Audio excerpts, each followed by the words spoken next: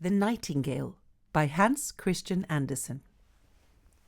Once upon a time, many, many, many years ago, so many years ago that it might already have been forgotten, I wonder whether you can imagine a time when there was an emperor, the Emperor of China. The emperor's palace was the most splendid in the world, entirely made of fine porcelain, very costly, but so brittle and risky to touch that one had to take very great care. In the garden, the most extraordinary flowers were to be seen, and to the most magnificent flowers of all, little silver bells were tied so that nobody might pass by without noticing the flower. Yes, everything was most carefully thought out in the emperor's garden, and it extended so far that the gardener himself did not know the end of it. If you went on walking, you came into a beautiful forest with tall trees and deep lakes. The forest went right down to the sea, which was blue and deep.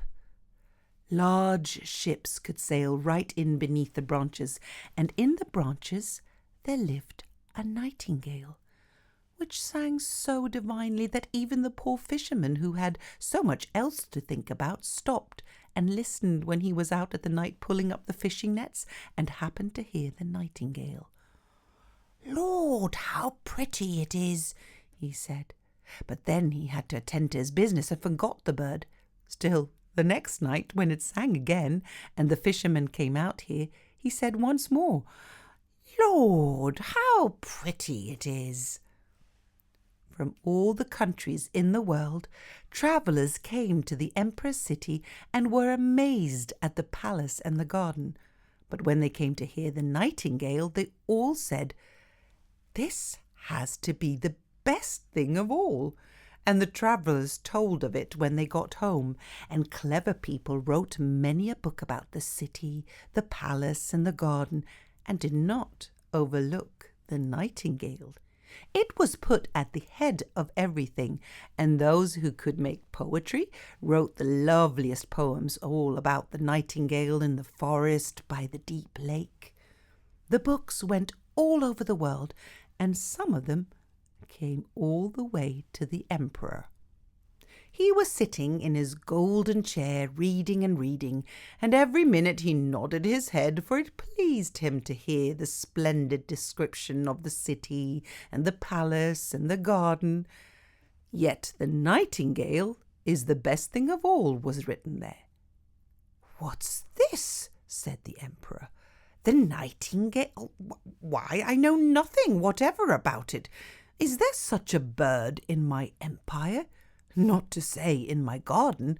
I never heard of it. Is this what one gets from reading?"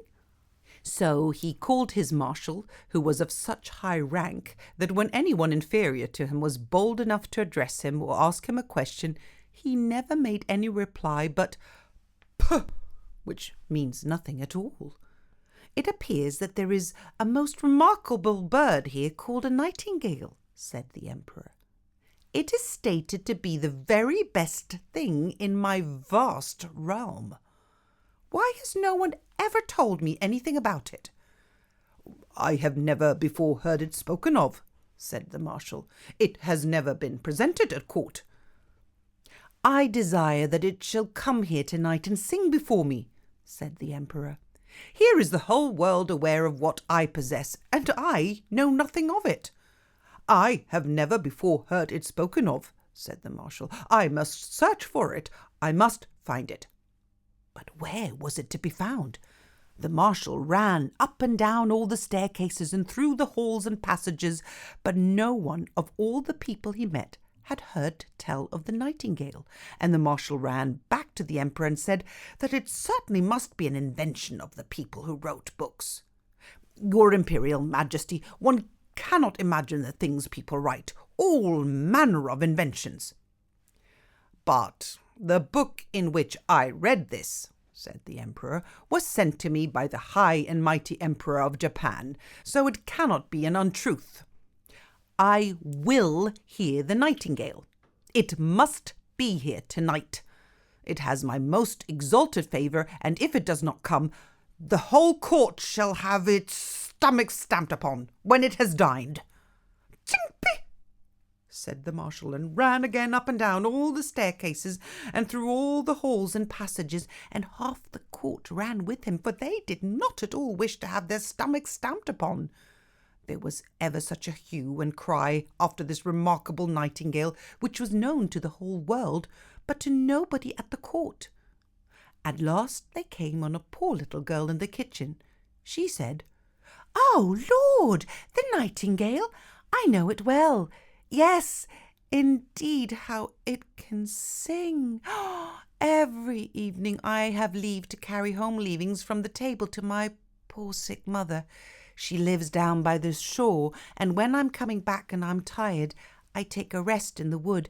I hear the Nightingale sing. The tears come in my eyes with it. It feels as if my mother was kissing me."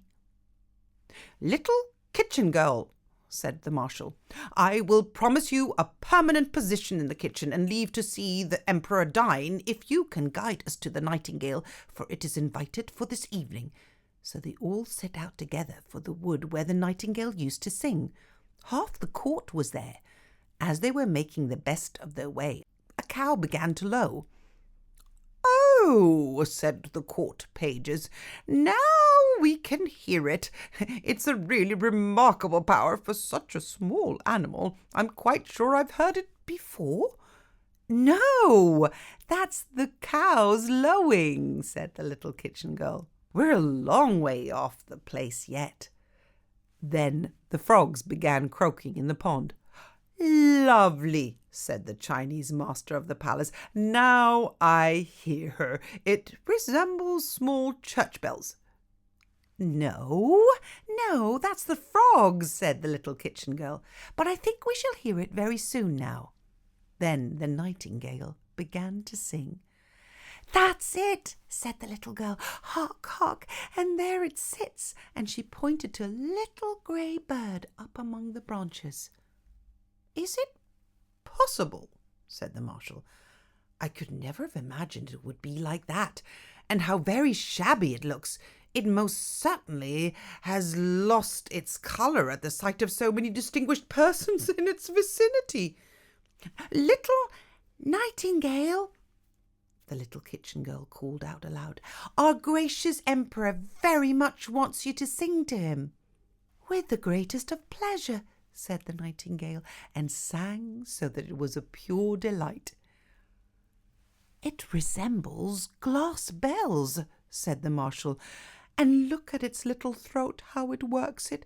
It is most curious that we should never have heard it before. It will have a great success at court."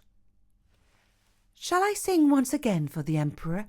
said the Nightingale, who thought the emperor was there too.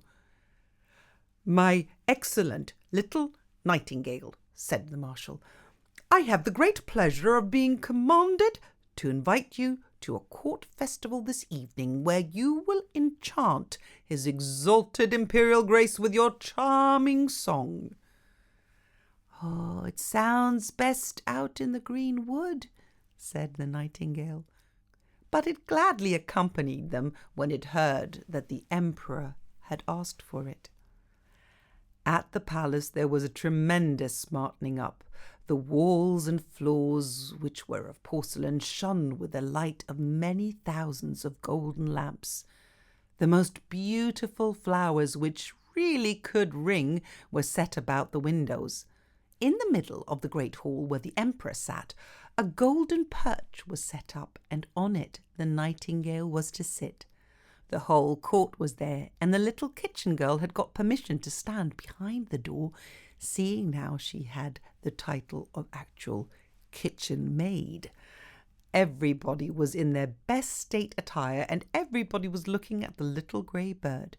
The emperor nodded to it, and the Nightingale sang so beautifully that tears came into the emperor's eyes. The tears ran down his cheeks, and then the Nightingale sang yet more delightfully, so that it went straight to his heart, And the emperor was greatly pleased and said that the nightingale should have his golden slipper to wear on its neck. But the nightingale thanked him and said it had already been rewarded enough. I have seen tears in the emperor's eyes. That is to me the richest of treasures. An emperor's tears have a marvellous power. God knows I am well paid. And it sang again with the sweet, divine voice. It is the most lovable coquetry one can conceive, said the whole suite of ladies, and they put water in their mouths so as to gurgle when anyone spoke to them. They thought that they too were nightingales. Yes, and the lackeys and chambermaids let it be understood that they also were satisfied, and that means a lot, for they are the most difficult people to suit. In fact, the nightingale really did make a great success.